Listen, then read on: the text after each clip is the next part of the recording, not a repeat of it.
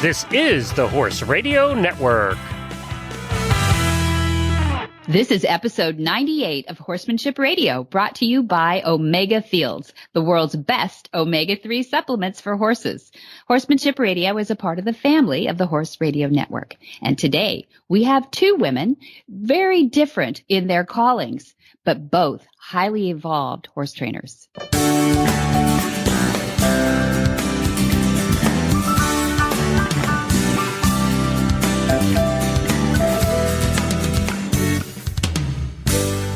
This is Debbie Laux, and you're listening to the Horsemanship Radio. Thanks for joining us. Horsemanship Radio airs on the 1st of the 15th and the 15th of the month, and I have my producer, Jen, with me today. Hi, Jen.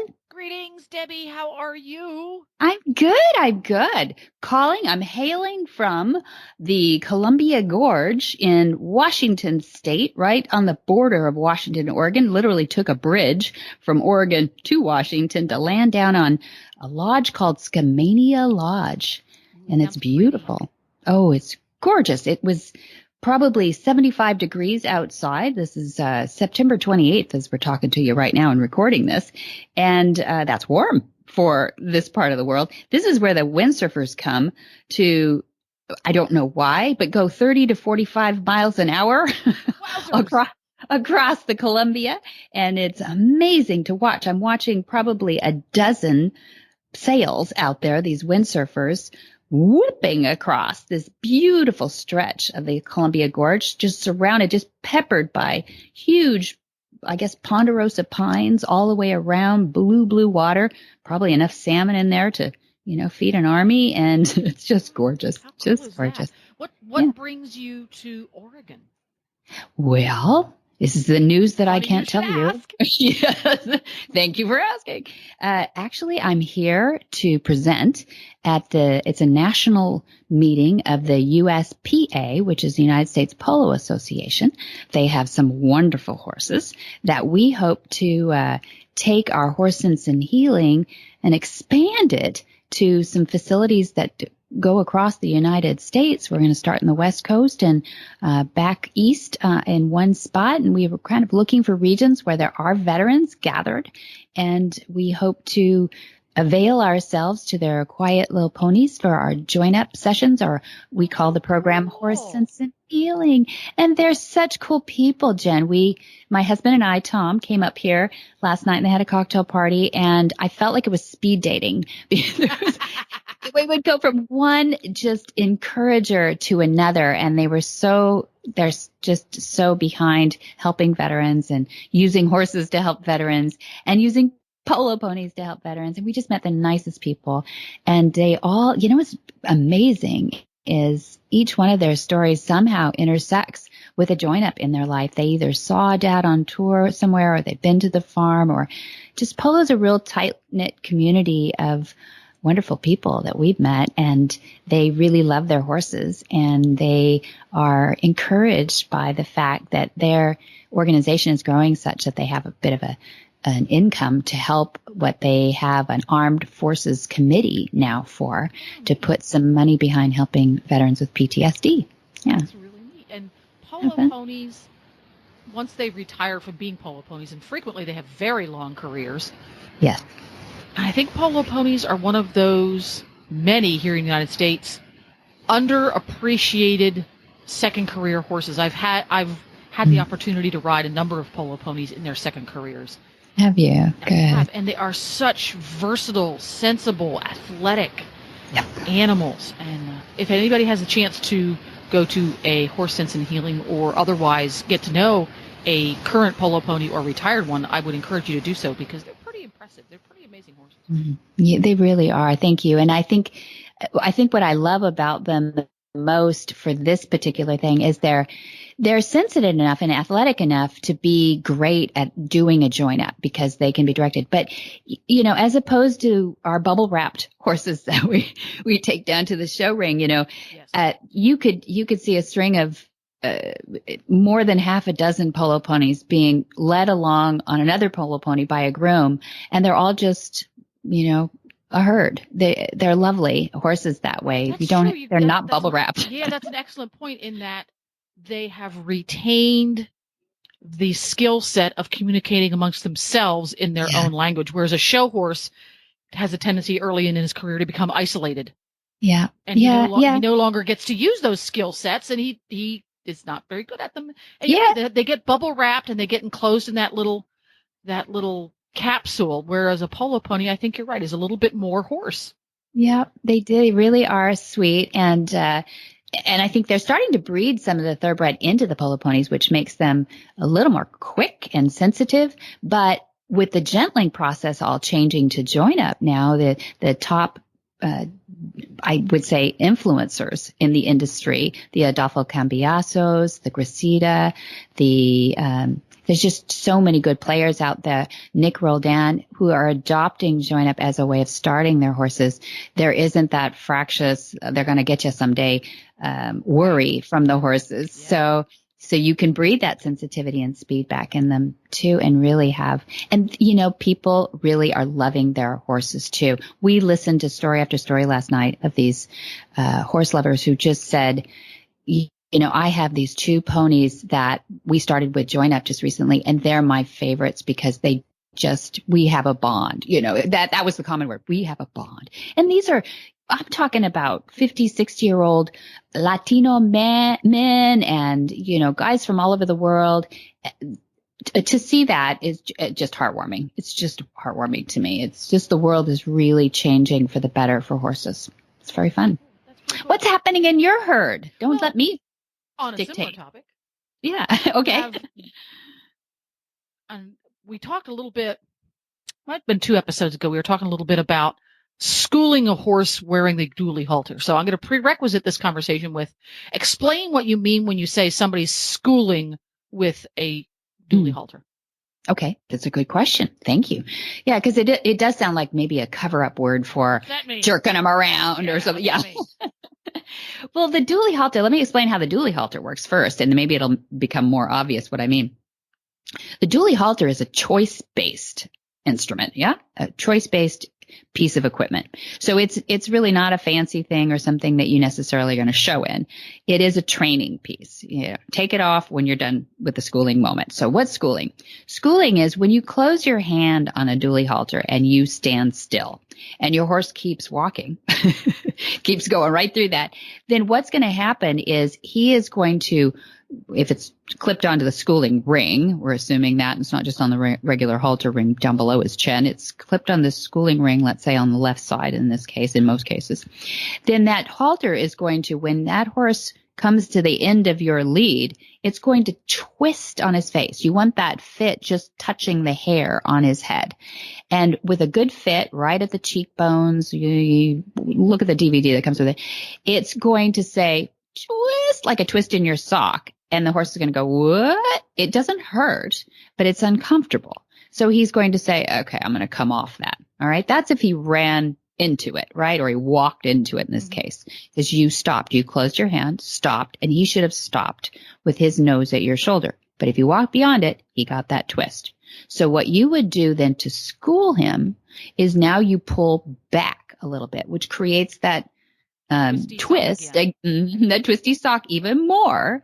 And he's going to back off that to get comfortable. As soon as he backs up, he feels, and he puts that nose at the shoulder, he feels that relief or that untwist. And he goes, this is where you want me. Okay. So that's so you schooled back, I would call that. That's the term we use, schooled back. Now let's say you walk forward and the cue for him to go is you begin to walk.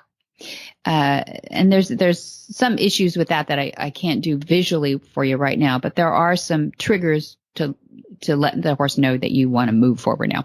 But let's just say he's got the idea you're supposed to move forward, but he says, oh no, I don't feel like moving right now. Maybe you're walking towards a trailer. And he says, I don't think I want to go that way. So what's this dually is going to do? So you're schooling again by walking forward. And if he doesn't come with you, same thing in reverse. That halter twists and he says, maybe if I take a step forward, I'll get comfortable again. And then you reward him. So we like to loosen that up. Maybe even in a case like that where he refused, he didn't just overstep and go, oops, sorry. He was really refusing. I like to step in front of them so they can kind of see you, but you're in a vulnerable spot too. And I rub them between the eyes and then breathe down and go, that's your reward. You see, we found a reward right there. And then step to the left of your horse again, the side that you usually lead from. I would do this in reverse too. I would lead from the other side sometimes too. We really should. It's offside October. There you go. You're Offside right. October. Yep. By the time this is out, it is offside October. And then it's no stirrup November after that. But that's another lesson. But that's what we call schooling, where the horse knows in no uncertain terms that this is what you're expecting him to do. And it's a good bilateral agreement because nobody gets hurt, nobody gets mad, nobody gets excited. It's just the way you do it.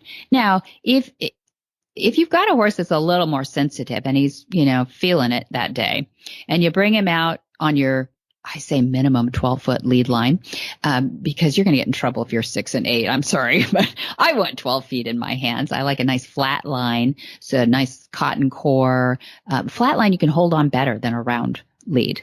I'm just throwing tips at you, Jen. I'm taking them all in here. And you come out of that stall or enclosure that you've had the horse in, and he's got his tail up over his back, and he is, mane is flowing and everything's going. I want to have a little room for him to make a mistake. I don't know about anybody else, but that helps. And if he starts going sideways and he's doing the crab walk and he's jigging all over the place, then I want him to settle down. So again, I'm going to close my hand and I'll probably do what we call the dually dance, which means I want to go forward. I want to go back. I want him to listen to me. I don't want him fooling around, and being in a dangerous place across the yard. So that's where you really get into getting a horse focused again. I mean, if a horse is going by and he's all flighty, just wait and, let him settle. But if it's something about where he just doesn't want to deal with whatever you're dealing with at that time and listen, then you got to get him focused. So schooling becomes really important on getting him to listen to your feet. Everybody says he who moves the feet controls the moment, right? So if you can get their brains focused on, are you saying forward 2 steps, back 3 steps? What do you want me to do? Then they actually have something to do besides scream at the horses in the pasture next to them or something.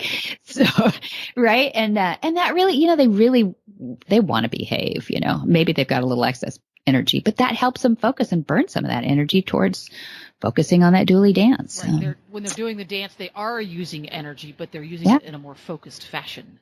Yeah, to back up actually it's not a real natural thing for horses to back up. They don't naturally find themselves in a position to just, hey, let's go a quarter of a mile in reverse. No.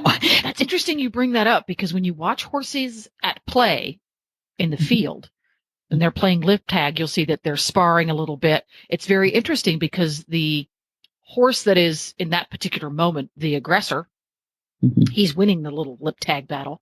The guy who's, quote, losing that battle is the one who takes the step backwards. And you can tell if you watch them carefully, they're doing everything they can to not take a step back. They'll take a step sideways. They'll go forward towards their opponent, using air quotes here, but they don't want to take the step back. And then if you watch carefully, the one that took the step back is usually the one who has been knocked down a peg, and he'll make a circle around his little friend and come back at a different angle, and then they'll spar again. So that's very interesting.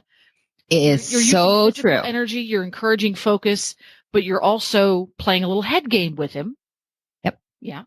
Because back is I don't want to say control, because that has a bad connotation. Right, it really is a partnership. And the partnership says, if you stay at my shoulder and we're just walking along and everybody's happy, we're doing good. I'm not going to do something unfair to you. You're not going to do something unfair to me. So if they've stepped out of line, or let's use the trailer example again. Let's say, or you just want to walk up a ramp, or you want to walk across a puddle, or something that you're asking them to do that's not unfair.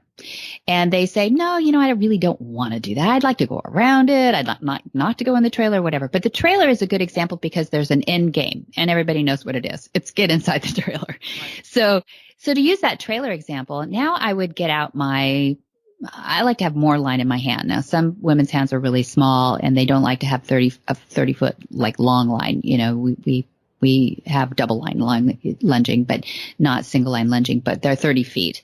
If you don't have 30 feet in your hand, okay, maybe 17 minimum, but get a lot of line in your hand, because if you're walking up on that trailer and you're doing your dually dance and saying, let's talk about the feet here, and then you do the ask, you finally have them where they're moving with you, and you do the ask and you walk up that ramp, and then let's say 3 steps into it, they stop again. All right. So we're not quite there yet.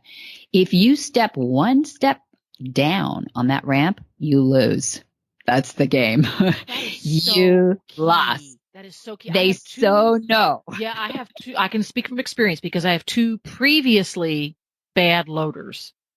Mm-hmm. And that was so key for me to train myself to do that.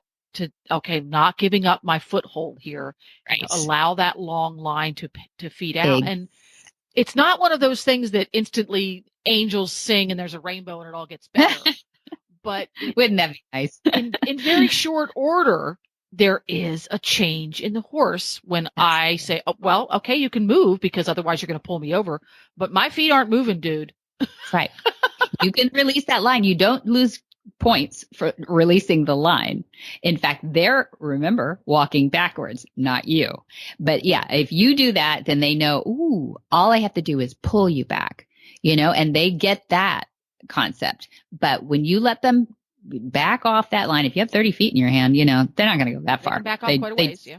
They can go back as much that way, and then you just troll them back in again and get back to work. Now, what I like to do, though, is if you can get them closed, let them express themselves, back up 4 or 5 steps like they're going to do, and then start to troll them in. But what I like to do is then once that is established that they didn't get away with it, then go back down there. Now back them up. That's work. And that's schooling with the dually. Backing them up is like, okay, we're back to where we were in the beginning, maybe with this dually dance again. And then you just keep coming at it. The horse, because it's so funny because if you're consistent, watch the videos on the online university. If you're consistent with your body language and you're consistent and fair with your aids, with your dually, in very short order, you can see the horse's whole face go, oh, would you just let me walk up to the ramp? Yeah, I want to get on the ramp. Okay. I'm so tired of this little dually dance. It's like this big sigh of resignation. Yeah, it is. It is. And, and they realize that putting that, maybe it's the ramp sound under their feet. Maybe it feels funny, or maybe it's just the day, but whatever it is, it's like, it's not that bad, and you can see the relief. I mean, Dad likes to say that they've been fighting demons. If it's a horse that he has on tour and they've been riding it to the horse shows because they can't get it on the trailer, he says that horse has been fighting those demons of fear, of, unknown for who knows how long. And when you see them shed those demons and see them relax and start to lick and chew, and the eye goes soft and the neck relaxes and the jaw relaxes, it's like an overcoming moment for them. It's joy. Literally, it's so cute when you finally get them in the trailer and turn them around. And how many times are we going to get them on the trailer and off again? At least 15 that day. I'm telling you, at least 15. Because why? Because then it is shed. They know it. You know it. It's all done. So don't just get them in there and crank down the fat gates. Yeah. Don't say, I gotcha. You want them to know that really happened for real. And they will. So you go in there and you turn them around the first time. They will pop their head out and look like, anybody watching? Did you see that? I was amazing. I'm on the trailer. It's just like a little kid, it's just so adorable. And then all the relaxation and everything. And then coming off again and just doing that little keyhole and coming back and, oh, I'm not so sure. Did that just happen? Yeah, it happened. We're going to do it again. It's fun. It's just really fun to watch them be able to shed those things. And is it going to happen overnight? No, by tomorrow, maybe you have to do this again. But people write us all the time saying, I'm so afraid because once I get my horse in the trailer and I get him to the show or I get him to wherever I'm going, how am I going to get him back in the trailer? Well, if you've done that, you haven't done your work right for them. It's not fair. Right. You haven't practiced. Exactly. You haven't practiced enough at home, and you haven't gone for field trips and practiced and set, so there's no pressure about that. Take a friend so that you can have somebody maybe block for you or whatever it is if you do get stuck on that. But that's a field trip. It's not a horse show, where you're under more pressure and stress and they know it. So yeah, get past all that and you'll have a happy horse for life. Go study it, be a good student, and your horse will appreciate it because they'll understand it. They'll recognize it. There we go. Well, I think that was fun stuff. Thank you. I think it's time for us to hear from our sponsor, and then it's on to our first guest, who is a good student of horsemanship.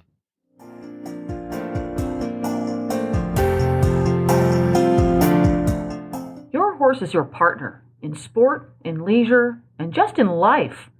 To keep him at his peak performance and optimal health, a solid nutritional foundation is key. Ideally, horses are able to graze fresh, growing grasses, which most closely mimic their natural diet.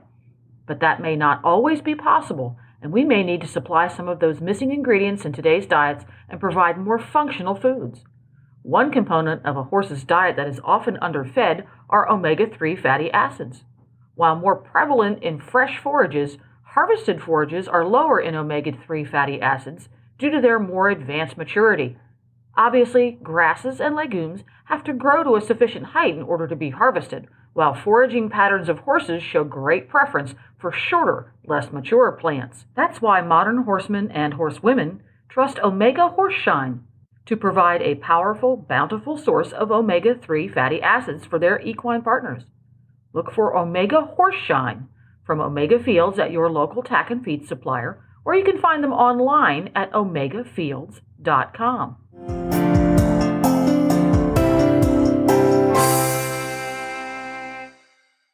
Elizabeth Kaye McCall is an author, journalist, and media consultant specializing in the horse industry, travel, and entertainment. She was the industry liaison for the acclaimed equestrian spectacle called Cavalia. Elizabeth's book, The Tao of Equus, exploring how horses guide us on our spiritual path, can transform the way we see the world, interact with our environment, and handle challenges. Her passion for the horse-human bond and the world of equus can be seen in countless articles written for wide-ranging outlets, including Cowboys and Indians, Los Angeles Times, Dressage Today, Arabian Horse World, and The Hollywood Reporter, many more. Based in Southern California, Elizabeth is a lifelong equestrian whose own Egyptian Arabian stallion, Rajalika, is uniquely and on request at Liberty training. Well, welcome, Elizabeth Kaye McCall. And nice to have you for the first time on Horsemanship Radio. Well, my pleasure. Thank you. Well, it was fun to meet you. We met at the, I don't know when we first met, but we met recently at the American Horse Publications Conference in just nice and cool Scottsdale, Arizona. It was really, really hot, wasn't it? I think it broke records or something. Yeah. And what were you doing over there? You are representing, you're an author, a journalist, media, as we introduced you. But what do you consider yourself the most? Are you more of a trainer, more of a horse trainer, or more of a blogger and a writer? Well, I actually don't blog that much. I've been involved as a journalist and both a publicist, kind of go on both sides of the media fence and do marketing and consulting too in terms of promotions. For quite a while. I mean, I've been a lifelong horse person. So, I mean, that's always been a part of my life, and it's taken me many interesting directions over the years. Helped me get jobs, helped me decide on my college, you name it, even provided the beginning of my master's thesis. Somebody I happened to talk to that was doing wagon trains in Texas. And it was the time when event marketing was really taking off, and I used that as the basis of the thesis. Oh, fun. And what was the title of your thesis? It was event marketing. Event marketing. Just, it was that broad I then. remember. Yeah. I bumped into it in a box recently. I'm going, oh, yeah, I remember you. That's like an industry term now, so that's pretty cool. So you're a horse industry liaison. You were for Cavalia, I know, and I've always been curious. So when you get to write and do things in the marketing world for Cavalia, which a lot of people, we should explain what Cavalia is. What is a horse industry liaison? Well, that was something that I kind of created for myself. And I think it's interesting to know, at the time that Cavalia started, people couldn't even pronounce it. I had already been writing as a journalist extensively on horses in film and TV and also live spectacles. And I'd been doing a lot of traveling to France in particular, and doing horse treks over there, written about some equestrian spectacles there. There was another spectacle in the U.S. Called Cheval Théâtre before that another co-founder of Cirque du Soleil started, that went for a while. And then I also, when this other French troupe came to the U.S. called Zingaro, I ended up doing some PR for them because on their first West Coast appearance, and that was their only one too. But it was interesting at that time, people tended to like one or the other, and there was a period then where nothing happened, but I was actually landed a book deal, which was really neat. I'd written a story about Wayne Newton's Arabians. I'd been in Las Vegas for a while and had an interest in Arabians anyway, and did a nice story. And some writing group I'd been involved with said, you really need to go to this book expo, America, and it's a national type of a thing that travels to different cities every year. And I thought, well, this would be a great place to pitch a book, which people have been pushing me. You ought to be doing a book. And I go, yeah, I know. All I have was my Wayne Newton article. And I happened to be chatting with a publisher of certain books, and they were mainly mainstream. I think they was looking for anybody with a horse title in there.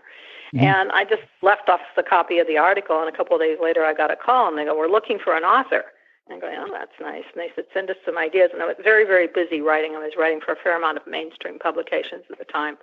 USA Weekend, when it used to exist, which was, I had some great assignments from them and others, and horse publications also. And anyway, they called me back a couple weeks later. We're trying to decide on our author. Can't you hurry up? One night I stayed up and made wrote out some ideas. And anyway, I had a book deal within a couple weeks. And it's one of those things. Sometimes when you get tapped on the shoulder and you get tapped on the shoulder and you need to do something, and then it lands in your lap. It's like, okay, now's the time. And it was really in the process of writing that book that someone else who I'd known for some time named Mark Miller, who at the time owned Arabian Nights down in Orlando, Florida, which was a dinner attraction with horses. It went on for actually 26 years. And anybody who's involved in equestrian entertainment passed through there at one time or another. And several different times I worked for him on different PR projects and things. And anyway, I called him up trying to track down some information for this book because, of course, everything started going every which way except what I thought. Yeah. And the book actually happened to be called The Tao of Horses. And I thought, oh, no, there's another book that's a similar title. But the publisher had already chosen the title. So I went along with him, and I just added Horses Guide Us on Our Spiritual Path to it. And, ended up thinking, well, I certainly, this dovetails with a lot of things I've done. How can, had everybody in mind that I wanted to interview, and of course nobody said what I wanted them to say. So in the search for more information, I ended up reconnecting with Mark. He said, oh, Fred and Magley are up in Canada doing this show with this guy from Cirque du Soleil. And I'm going, that one went bankrupt. And they go, no, they're up there. And this is Frederick Pignon and Magley Delgado, who were the original stars of Cavalia. I had actually met them once. They had been kind of discovered, at least in terms of North America, by the owner's previous wife, and I can't remember his wife at the time, but they had brought them in and had them doing periodic consulting at Arabian Nights, and they barely spoke any English then, and this was way pre-Cavalia, and they had been in Central America. He's so cute. Does he need to speak English? I don't know. I've only seen him on a beach. They do now. I know. That's and I really, equestrian spectacles, I think, are my passion, and that's one of those things where you think, you talk about the universal language of horses. And, I've traveled to different countries where I don't necessarily have trouble communicating with the humans, but you can get on the back of a horse. And you got the language, and you can also have a companionship and a camaraderie with the people just because of sharing that experience with horses. So, in terms of when you get to the spectacles, I think they're able to reach people without a language. I mean, that's, they're not out there saying things. I mean, when you get to dinner attractions, that's different. They did have a script at Arabian Nights, and it was quite clever, and that changed from time to time over the years. But anyway, that long, winding road led me back up to, so I called the phone number, and I also talked to this man who was named Normand Laterelle, who was one of the original co-founders of Cirque du Soleil, who had put a horse in he was no longer with them, but he was doing a lot of different spectacles and extravaganzas, and one of them he happened to just kind of put a horse in, and the horse was grabbing all the attention, and he thought, might be a good idea. And really interesting series of events. Somebody up there is guiding the show, you're sure, when you find out about some of these things that just happen where people bump into each other. And he did meet up with Frederick Pignon and Magali Delgado, and they did go to Canada, and at that time were creating the spectacle that became Cavalia. Wow. And at the time, I remember interviewing him, and I had some really good interviews from Frederick and Magali and also from Normand. And I really debated, am I going to put this in this book or not? Because the book wasn't going to come out for a year. I thought, what if this thing tanks? And I've got something that's a good point. in the book. I really debated, and I just kind of went with my, I guess, the old gut feeling, and I put it in. And I had also told them, if you ever come to the U.S., I could probably help you. And they really kind of thought the mainstream public was their main audience. They really initially didn't think that the horse industry was going to be that strong of a draw. But quite honestly, the horse industry turned into their frequent flyers. Those are the ones that exactly. endless times bring people. We even had people that were, I remember at one point I went on tour with the show too. I started doing, it's since they didn't have anybody, it was a new show, they didn't have anybody in mind. They had a tour publicist, and they also hired mainstream PR agencies in each city. But, when they didn't have anybody in mind for my role, and I kind of created it, but I had really diverse skills too. Mm-hmm. If you work as a freelance journalist, you have to be able to not only pitch the story and get an interest in editor or some kind of media outlet with the same skill that a good PR person does, but then you have to be able to produce the quality of a story in written form or however you're going to communicate it. So they're going to go, yeah, we want to use this, and pay you for it, ideally. Yeah. That does help too. Keeps you coming. You're working another job by day and doing this by night on weekends. And a lot of bloggers and people start their career that way. There are all kinds of ways to start a career. But, so I really, and because I'd done so many things too, I had worked in the airline industry initially after college, but I was always involved with horses. So I really knew a lot of the links with travel and horses and my writing career, familiar with different associations, just things from writing about movies. The first thing an association is going to want to know, if you say, oh, there's a quarter horse in the film, is it registered? And of course, there I am combing through all the horses' papers to see what was registered in the show and not, to look for additional things. So important. Yeah, doesn't it drive you crazy when you see when somebody has done work that doesn't show that research? That I think one of the things I hear the most are like fake Winnies in a movie, but even just breeds and right, that drives everybody crazy. Oh yeah, they like the fake Winnies. Like a fake Winnies. But before we get away from Cavalia too, I'm dying to know, what's the backstage of Cavalia like? We horse lovers want to know. Honestly, I think it's probably my favorite part of being involved with that show, and it was a 24/7 kind of a thing. We had one day off a week. Except in between cities. And I worked for about a year from LA, even though it was different cities and usually came for the premieres in different locations, and then sometimes more. They were in Southern California a fair amount the first year. And then I went on tour, but my favorite part of the show was backstage. It just, it's, everything from the artists warming up, the horses warming up, the grooming, the braiding of the manes, the unbraiding of the manes, because a lot of times they do that to make sure that they weren't getting torn up or clean, or I just love the feel. I love the atmosphere. I love there's a very creative and horsey vibe back there.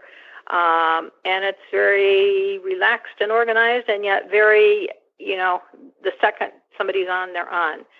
One of the things that was really interesting for me, the original Cavalia had one music studio with live music up above the stage. The current show that's touring in the U.S. now, it has two, actually, and I haven't been up in those. But I remember the first time I went upstairs, and so many of the artists were really young. Some of the acrobats were like straight out of Montreal Circus School, and the musicians, too. Most of them, I think, were from Montreal, at least originally, in the original show. And going up in their little box of it, they're playing live music, and the music director's up there on keyboard. They're all watching. They got their headphones on, and he's also the director. And these people, they had to adapt on the spot. If a horse doesn't, come in, especially if it's at liberty and decides it's going to make another round on something, or anything goes off cue or off the normal way of doing it, on the spot, and to see that happen right there, I just found it fascinating. Plus their perspective up there, to be watching what's going on down below them is fascinating. I mean, that kind of thing I love backstage, and I find really the inner workings of a lot of things are sometimes the most fascinating. Oh, I agree. I just got chills thinking about that because there is nothing like a live show, any case. And then you throw animals in there, right? Which is totally unpredictable. And, they say the most unpredictable thing is working with actors and animals. So there you go. You've got the creative types too. But I'm glad to hear that you were happy as a horse person too, happy with the way they handled the horses and everything too. I hear peace and authenticity in your voice. So no, it was absolutely. Cool. I mean, it wasn't words only. It was absolutely authentic. I mean, and particularly when you have people that are lifelong horse people, breeders, trainers, and their families had been out in the public. The well-being of the horses was paramount. They always had turnouts. There were always turnouts created, even in downtown cities. So the horses were taken out. There were maximum shows they could do.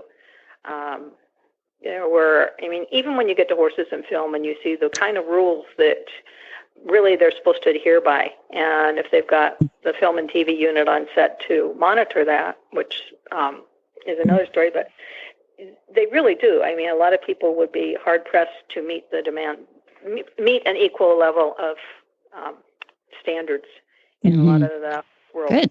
Really, in terms of breaks, how long they can do something. Somebody saying that's enough. It's too hot. It's too, the footing is not correct. I mean, they actually on a film set a lot of times if they're going through water, you've got a rep out there checking to see the footing underneath the water. What's under there? Are there rocks? Is there something else under there? Is there a whole things that a lot of times you might not necessarily be doing yourself if you're out on a trail?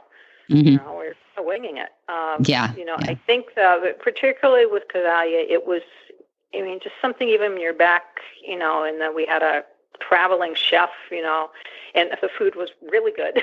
Oh, French food, maybe French food. It was from Quebec, yes, but French was the main language with that show. And do you speak French? Most of the people spoke English a little bit. I had spoken French in high school. I was starting to dream in French when I came back from tour, and it was about like my spoken French.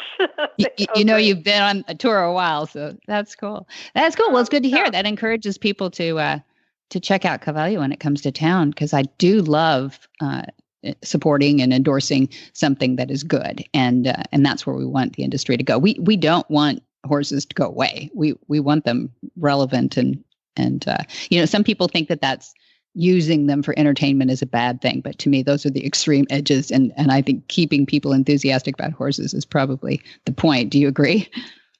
Yeah, I do. And I think also the wonderful thing about those shows, and the thing I got to see, because I usually was there every single night the show was going. And I would usually spend some of the time, in watching the show or the people or meeting somebody. I always met all of the equestrian VIPs.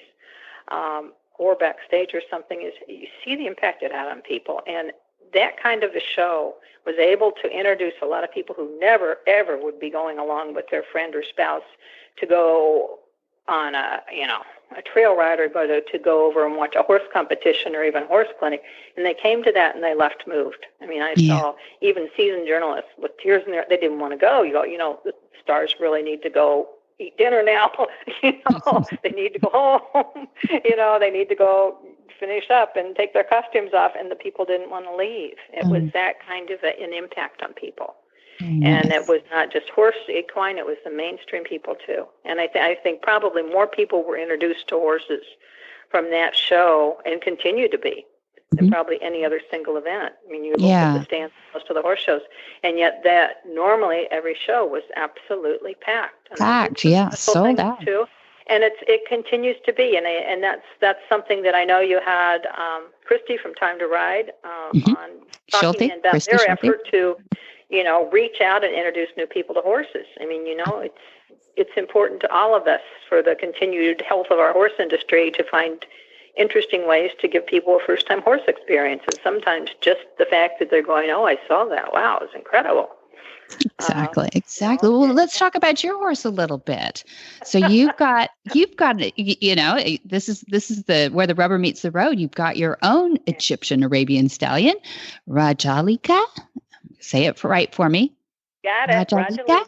Rajalika. There we go. My own version of his registered name, but that's exactly how it looked on the papers. It's beautiful. It's beautiful. And he was bred at a very well-known Egyptian Arabian farm, whose owner is the president of the Pyramid Society. But yeah, and it was another one of those things. I was actually I'd come home from Cavalia, and I thought I was going to go to France and write a book for somebody, and I was kind of taking a gap month and doing something, and I really had no interest in getting a horse at that time. I was getting ready to leave as soon as I finished a project and go to this other thing, and here landed this horse. It was one of these things that sometimes, again, something taps you on the shoulder and you get this feeling, I really should do this. I don't know why. It doesn't make sense. But anyway, I decided to go ahead and get him overnight.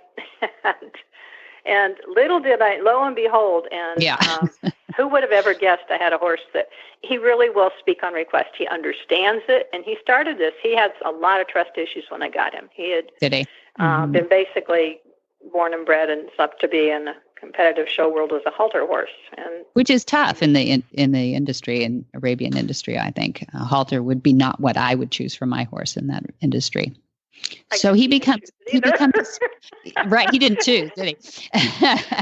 Well, I'm glad he became your spokeshorse. So yeah, tell us about his vocal. It's interesting. I'm going, oh well, he'll be ready. I'll be ready to go compete in 6 months or something. I'll give it 6 months because I thought I'd probably have to wait that long to leave the U.S. And then lo and behold, this horse started. It wasn't just the normal, I see you're at the barn. Hello, is it time to eat kind of thing. It kept evolving, and then I just kind of would get these ideas, and I thought, I wonder if I started saying, Rajalika speak, and of course I was still saying this name that looked like on the papers to me, and he started responding, but then I started hiding.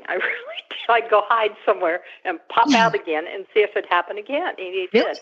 And I wasn't ever sure if it was going to continue when I moved. I mean, I'm never sure. I mean, it's something like that, and I've written about horses in film and entertainment. Honestly, was a massive Mr. Ed fan all my life, and when I came back to Cavalia, it actually kind of, I was still in this really extreme showtime where you normally, by the time you get done with the show and you get back to where you're staying and you finally get around to going to sleep, it's pretty late at night. So when I was back home, I was still in the same time zone. I used to watch Mr. Ed DVDs, one after the other, and I go, oh, it's interesting. But then I started noticing all these tricks that were used in different scenes and different, the same trick, but it was effective in different kinds of scenes. It was interesting, different perspective. But who would have guessed that this horse that started this talking thing?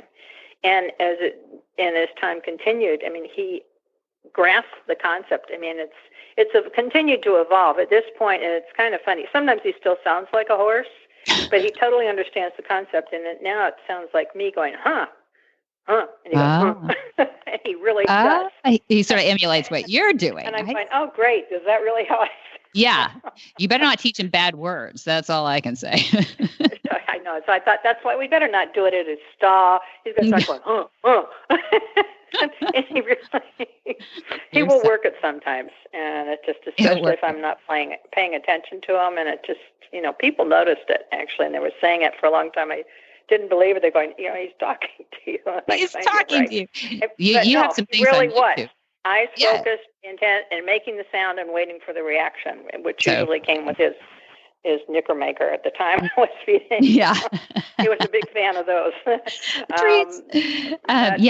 So people should go to YouTube and put in, I don't know, Arabian talking horse, I think is how I found it. Oh, there are a few things in there. Yeah, I've got some more that I keep meaning to do more, and I will.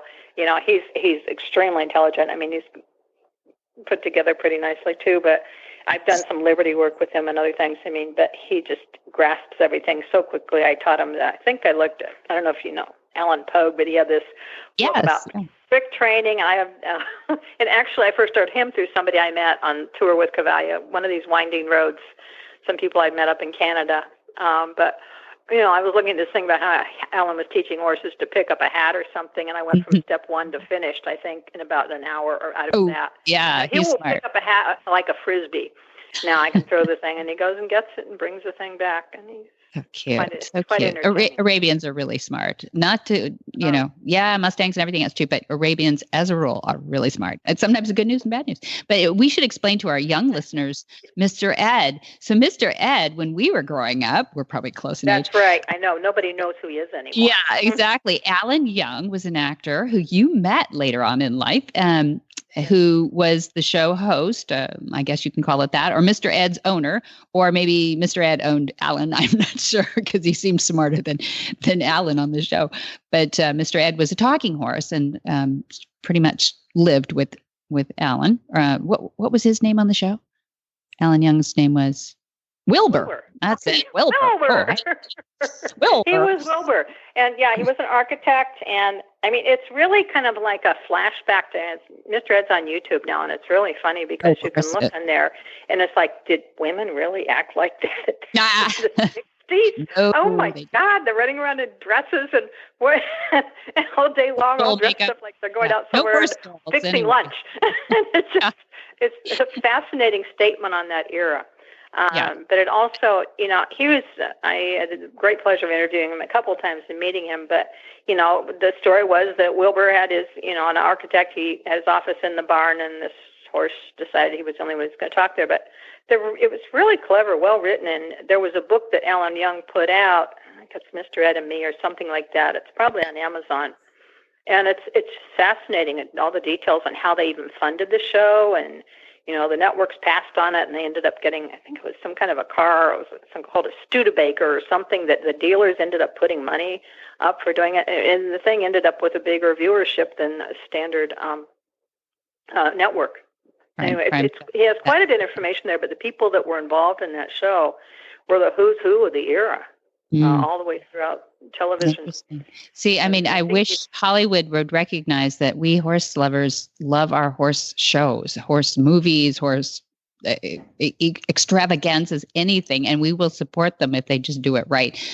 So we got to get on the line with some of these Hollywood types and put out some more secretariats and Seabiscuits, and we'll support them. They're fantastic stories, and they're real because horses can't lie. We all know that. Sure don't. Oh, I'm not sure what mine says sometimes.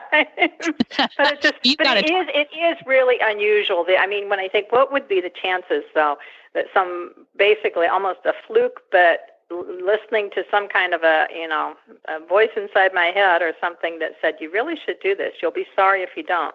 And it was one of these things I was going to think about it for a week. And sometimes, there are these doors that open in life, and sometimes you have to almost beat them with a stick to get them to close, because it's like, you're going to do this. And sometimes it's just for a fleeting second. You have a chance that something's going to all work out. And I walked through that all work out door with him. I did with Cavalia, too, in some ways, probably more than once. And I said, well, I'll go for it. And but I did for him, and it's continued to, even the people that I've been around some extraordinary horsemen worldwide. He's just added another dimension. I have made a point of spending every day with him. Yeah. I'm glad. I think you must, with your breadth of experience, you must have lots of stories, and I would love for you to come back and share a story or two with us again. And some of these things that you've contributed to the Cowboys and Indians and the Los Angeles Times and some of these storied papers. I'd like to know what you wrote about. Would you come back again? I would love to. Well, thank you. My pleasure. Thank you very much. Well, I loved our initial voyage. It was really fun. And I thank you so much for what you've done to contribute to the horse industry. Hi, Carol Herder here, president of Cavalia, home of the world's most trusted and popular hoof boots. One of the most interesting parts of what I do is the many horsey stories I get to hear. Most of them are really uplifting. Some are stories of challenges, and a few are downright sad. Recently, a wonderful woman took the time to approach us at a show to share a story about her horse who went down in quicksand. It started out as a really scary story. We were holding our breaths, waiting for the outcome, and it turned out wonderful. They winched the horse out relatively unscathed, albeit, a little traumatized, and everyone standing around were super amazed that he still had his Cavalia hoof boots on. Scary story with a good ending. another testament to Cavallo. If you don't have a pair for your horse, it's time. Cavallos are easy to put on, easy to take off when you want to take them off, and they stay on. They stay on in all terrain. Cavallo, the world's most trusted hoof boots.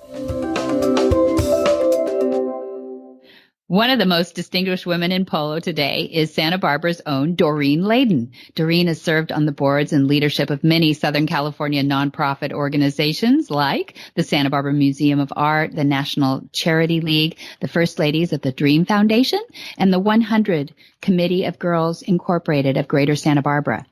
But it's the polo community that holds a special place in her heart. Well, welcome, Doreen Ladin. I'm so excited to have you on the show. We've had very few polo aficionados, so I'm really happy to have you on. And please say hi for the people so we know that you exist. We just read your bio, and it's amazing.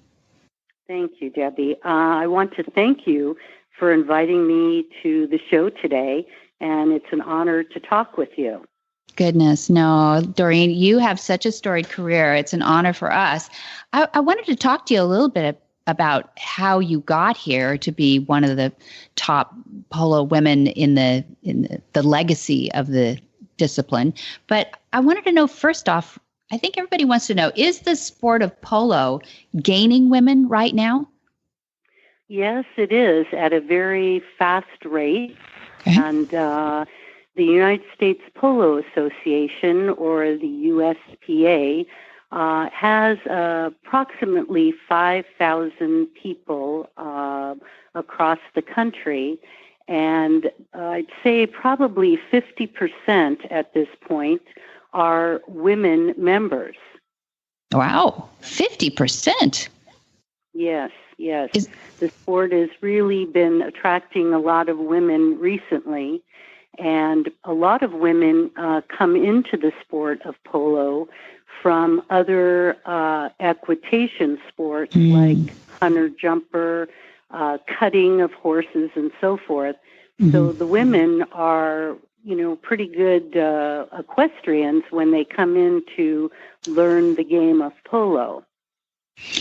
Gotcha. So you're actually recruiting from other disciplines. Very smart. Very smart. And yes. That's kind of how you got into this in the beginning, isn't that right?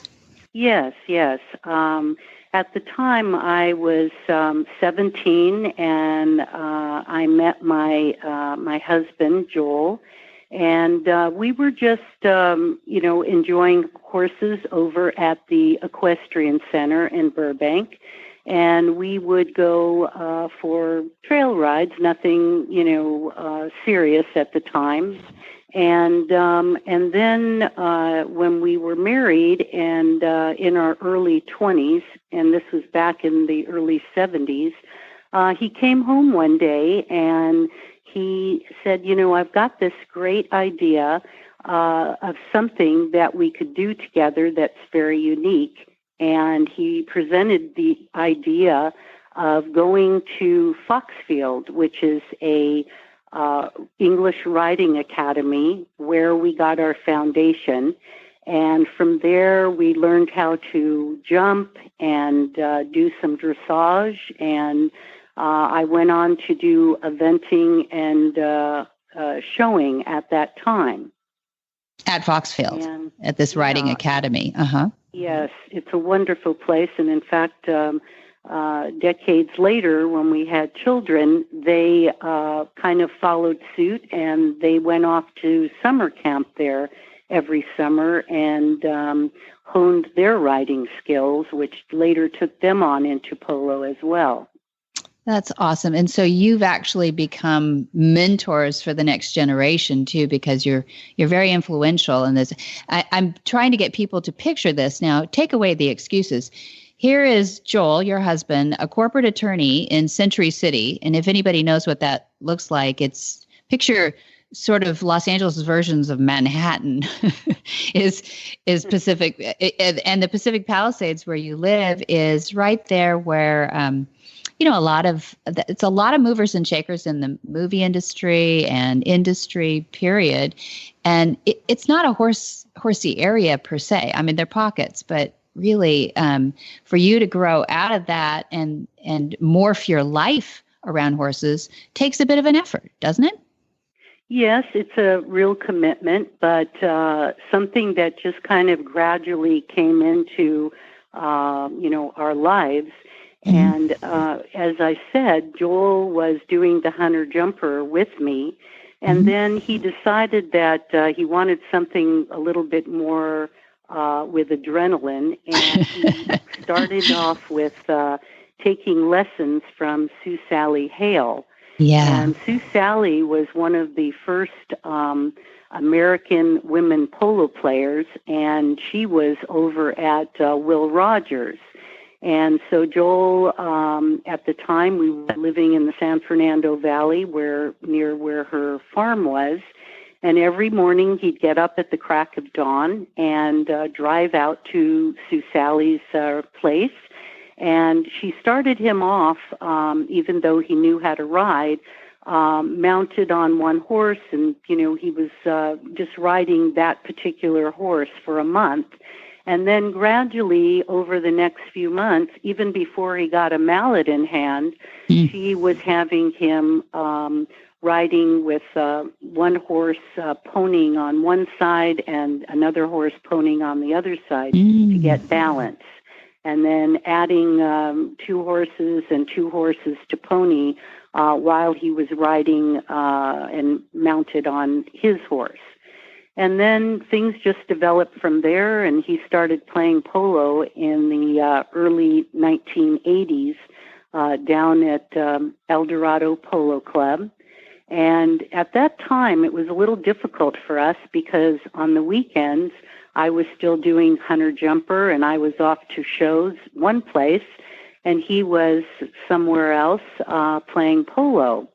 And so at one point, when we ended up being awarded the contract at Will Rogers State Park and becoming the business partners of the state of California at that location, we were then able to bring our lives together, and I started playing polo, and then we were able to spend our weekends together instead of apart. So it made perfect sense. It did. So you got the contract with the state itself at the Will Rogers State Historic Park is what it is, in the Santa Monica Mountains there above Palisades. So you got the contract, and I think I read somewhere what was 84 to 94, so like 10 years you were partners with the state of California. Is that right? Exactly. That's amazing. And at the same time, I know you had children, you were going through life, and you formed Nicoma. Am I saying that right? The team moniker?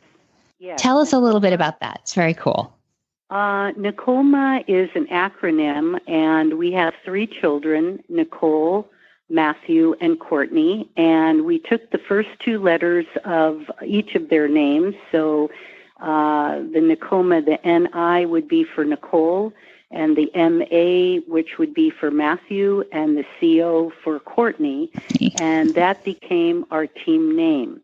Initially, my children were going to a private school, and we had told them if anyone other than us ever picks you up, it's safe to go with them if they give you the secret word. Oh. And so that secret word became our polo team name, which we used later on for all of our tournaments and so forth.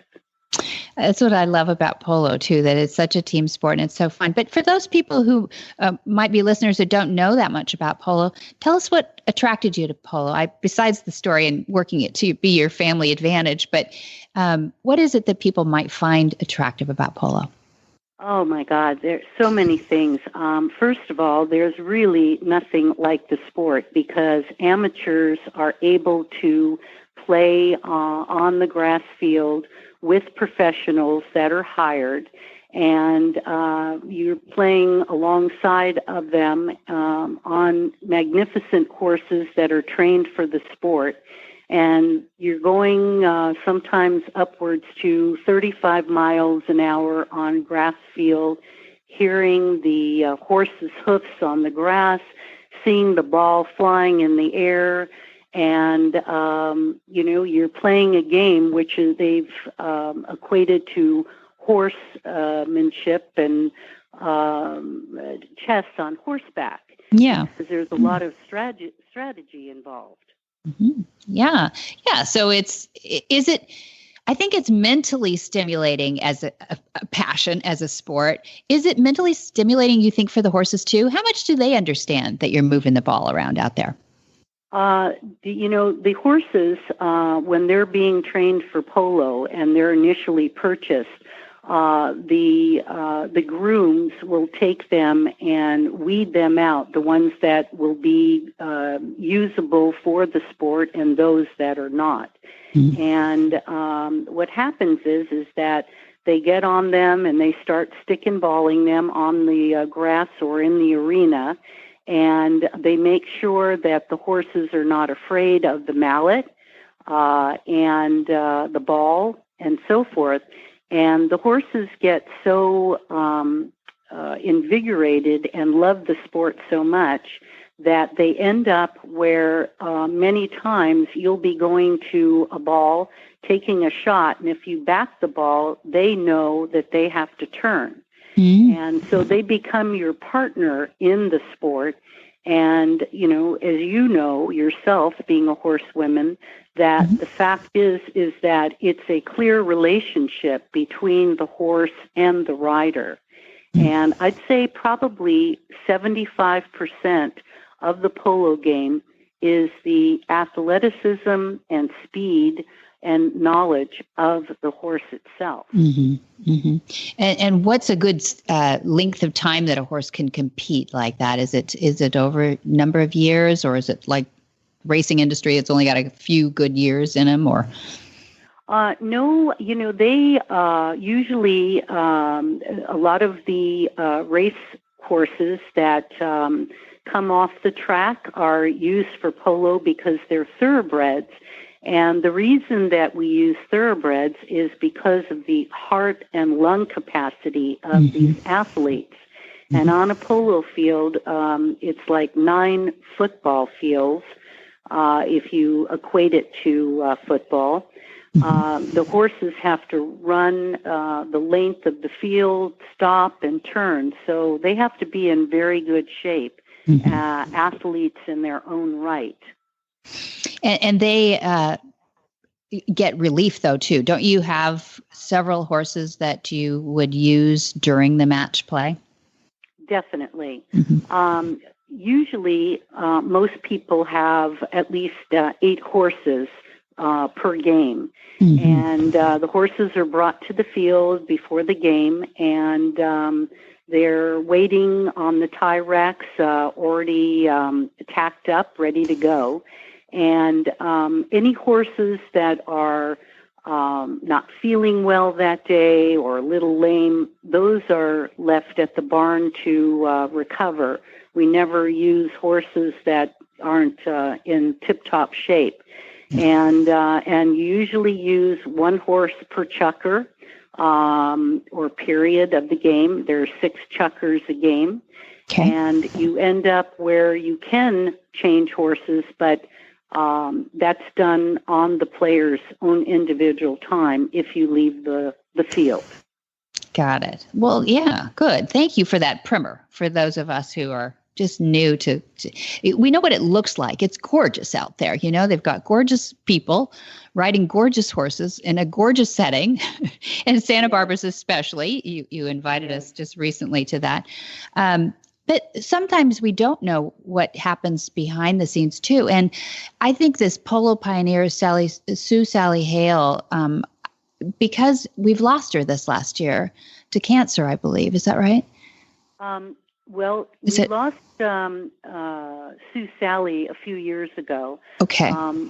Her daughter, Sunny, who was a professional woman player and won many high-ranked tournaments, she was the one that we lost to this cancer. Year. That's right. At a very young age. It was very unfortunate. and she will dearly be missed. But she made huge inroads for the sport of polo, especially women in polo. Yeah. So I wanted you to talk a little bit about how does Sue Sally Hale, who was a mentor to you, or at least encouraged you, how does she shape polo, do you think? Because from what I understand, really, it's not a male or a female sport necessarily. If you're strong enough, you get to do it. There's no exclusivity to that for male and female. Is that right? Correct. So how did Sue Sally Hale approach this as gosh, I'd like to get more women in it? Or did she say, I'd like better players out there? I think at the time that she got into the sport, she was interested in playing and enjoying the sport. And I know that at that time, polo was basically for men. And she was playing at Will Rogers. And in those days, it was usually men that took to the field and not women. So she would kind of camouflage the fact that she was a woman by, wearing a bra that would flatten her breasts, drawing a little mustache on, putting her hair up in her helmet. Yes. And then, as the sport developed and, a few more women got into it and it was acceptable, then, she didn't have to hide her gender any longer. But, she had some amazing experiences that she would share with all of us. And she was just a delight. And she got to be to have a 2-goal handicap when that was a difficult thing for women to achieve. Yeah. Well, I read in an article on you that you said, when I ride out to the field to play, I didn't go as a woman, but as a member of the team with a job to do. Absolutely. And, that's a philosophy I think that most A-type personalities have, which is me included. And the sport is such, unless you're playing a women's tournament, when you go out onto the field, you're going as a member of the team, and on the grass, there are 4 polo players on each team, and you are not given the position on the team due to your gender, but because of your handicap and what you can do to help your team offensively, defensively, and so forth. And going with the philosophy that I was explaining to you makes it where the team can be more fluid and be more successful on the field. So no excuses, no headaches, backaches, drinking the night before. You still show PMS because you have a job to do. Good for you. And that's why I love it that you got your children involved in this as well. They've become good players, but they're talented in other areas too. You have a well-rounded family and they're delightful. It was nice to meet them all too.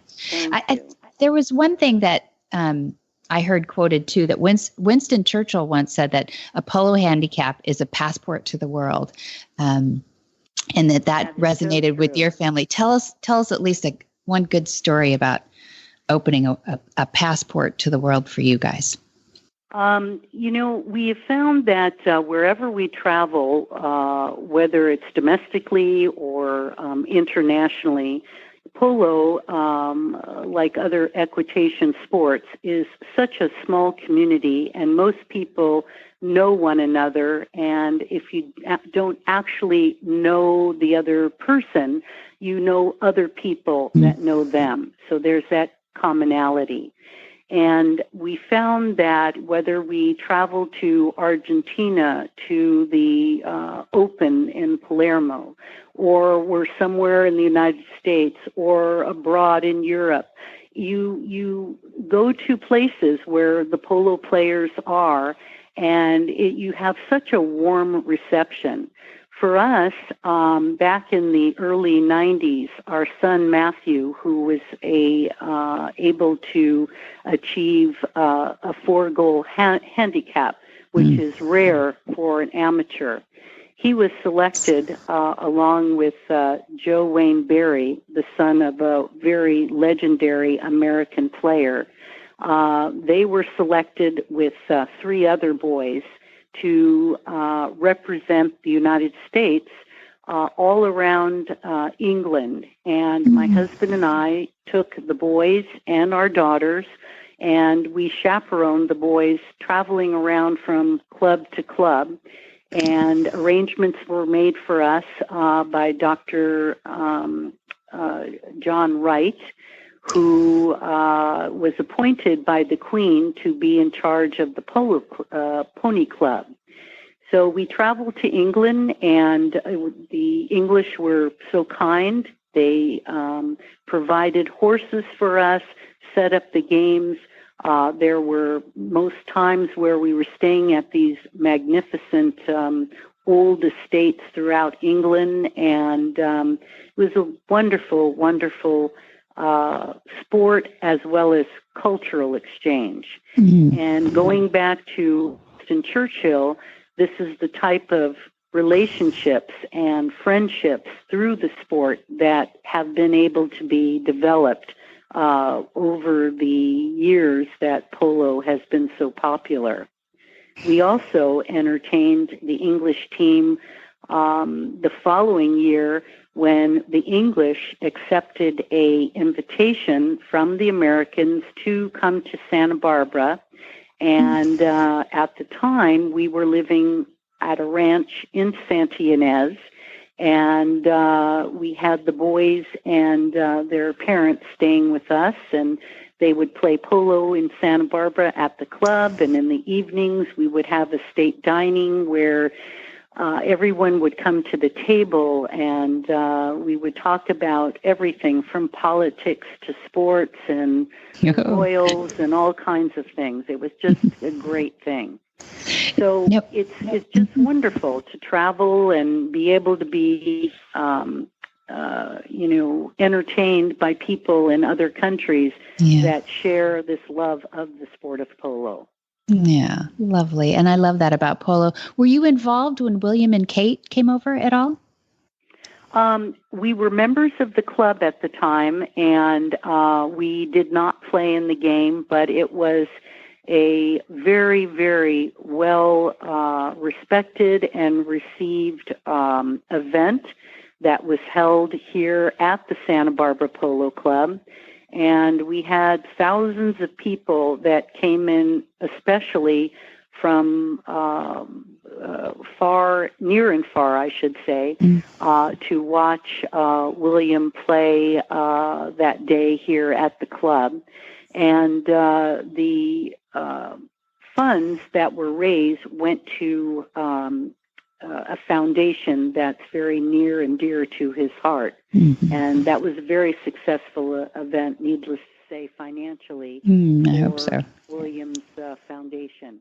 Yeah, wonderful. And I should say too that polo has probably done more than just about any discipline for this on scale for charities. I just think that there is a huge element of that in what I know about polo and the people involved in polo. Yeah, definitely. Which is wonderful. There are so many different events that go on all the time, everywhere, because the people involved in the sport are very generous with their time and their money, and they know that the sport is really gaining interest with the public, and so they've been using it as a vehicle in a very good way to raise money for different nonprofits. And one of the people that really does a great job with that is Nacho Figueres. Yes. And your listeners will probably know him as the handsome Ralph Lauren model. That's right. And he has partnered with a champagne company to do events several times a year around the United States. And all the proceeds go to those foundations. Yes. Yeah. Wonderful. I think everybody in Polo is handsome, frankly, but Nacho does have a notch on some of us. He's beautiful to look at and beautiful inside too. And if you were advising a young boy or young girl that love their horses to get into polo right now, how accessible is it, and where would you have them start? Well, I think to answer the questions about access, I think, as years have moved forward, polo has become more widely known, so it's more accessible, showing up in colleges. Some universities are actually giving sponsorship to young people who have the grades and the ability to be on the polo team. But also clubs across the United States are really helping young riders develop their skills. And I would say to any young rider or even an adult rider that my philosophy is that you work on your equitation first, get a good foundation in English riding, and then you learn how to play polo. Because learning how to ride is a skill that needs time and patience and experience. Mm-hmm. And then the game of polo is, obviously something that needs to be worked on and experienced as well. And I think once you have a good foundation through your riding, and then you learn the game of polo, and you will be able to communicate with your horse without even thinking about it. It will just be a natural instinct. That's wonderful. Well, Doreen, thank you so much for joining us today and giving us a little insight into your amazing life. And thank you for what you're doing for the next generation and for your family and your children and all those people that are positively affected by horses and also by polo. Whisper the language of the herd. Listen, you don't have to say a word. It's time for Jamie Jennings to fetch an email from Monty Roberts' inbox and share a morsel of Monty's wisdom in a little segment we like to call Ask Monty. Leave this world a better place than mine. The magic in the language of the herd. Dear Monty, how do you feel your methods have impacted the dog training world? Monty's answer. Although dogs and horses are essentially at opposite ends of the biological spectrum as predators and prey animals, there are significant similarities in the way you train behavior in both species and, in fact, all species, including humans. There's a wonderful lady by the name of Jan Fennell who has developed a canine training methodology based on my concepts. She lives in England and has written, among others, a book called The Dog Listener, which I highly recommend. The ideals are of learning the animal's natural language and of training using trust and positive reinforcement work, regardless of the species. You can access Jan's website at janfennellthedoglistener.co.uk. It is quite true that my discoveries have impacted the dog training world, and fortunately in a very positive way. Most professional dog trainers are using far less harsh methods than they were even 10 years ago. You can see a strong movement to a more logical approach to training dogs through communication in recent years. For more of these insights into good horsemanship, go to www.montyroberts.com and click on the orange banner that says Get Free Horse Tips. Hi, I'm Monty Roberts, and I know that I'm transforming the lives of horses globally. You can learn to do it too on my Equus Online University. There's a new lesson on there each week, all the way from join up to advanced. Watch world's champions give their lessons. Join at MontyRoberts.com. Go to my Equus Online University. You can transform your horse too. What in the wide, wide world of sports is going on here? Yeah.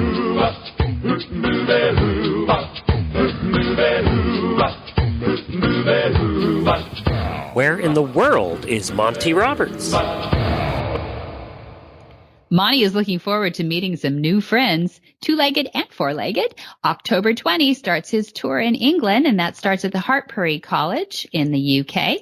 Then October 25, he's at Marist Wood College. Been there many times. It's a beautiful building. October 28, he is in the Lewis Equine Center in the UK.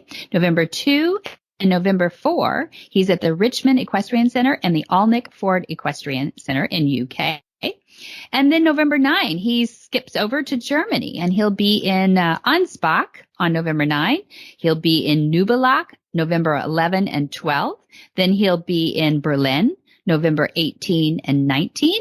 And then for those people who plan ahead, on July 23 through August 3 of 2018, early announcing our Gentling Wild Horses course at Flag Is Up Farms in Solvang, California. And then August 6th through 10, his Monty special training. That's our special one that he has once a year. And that's also at Flag Is Up Farms in Solvang, California. And if you couldn't remember all of that, he's a busy guy.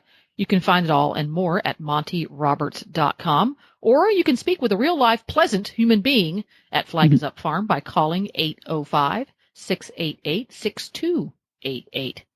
And for details about today's show, you can go to horsemanshipradio.com, where you'll find links, photos, and more information about our guests.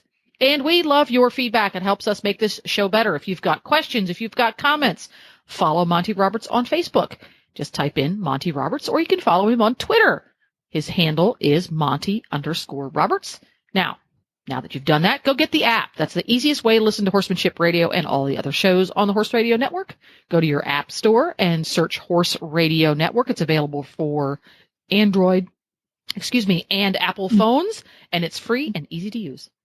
It is. And really, it takes Jen up on that. Put questions for Monty up on either my Facebook page or Dad's page, and we'd love to answer them. I get tons of emails, but that's always from the same group, too. You know, everybody on my email list probably has been sending in questions for years. So let's get Facebook involved, and Twitter. And Instagram, too. We have Instagram, too. So many thanks to our sponsors, and that would be we've got Cavalia, Horse and Rider. My title sponsor is Omega Fields, and, of course, Monty Roberts University. And be sure to visit all the other great shows, too, on the Horse Radio Network at www.horseradionetwork.com. Until next time, have many happy horse hours.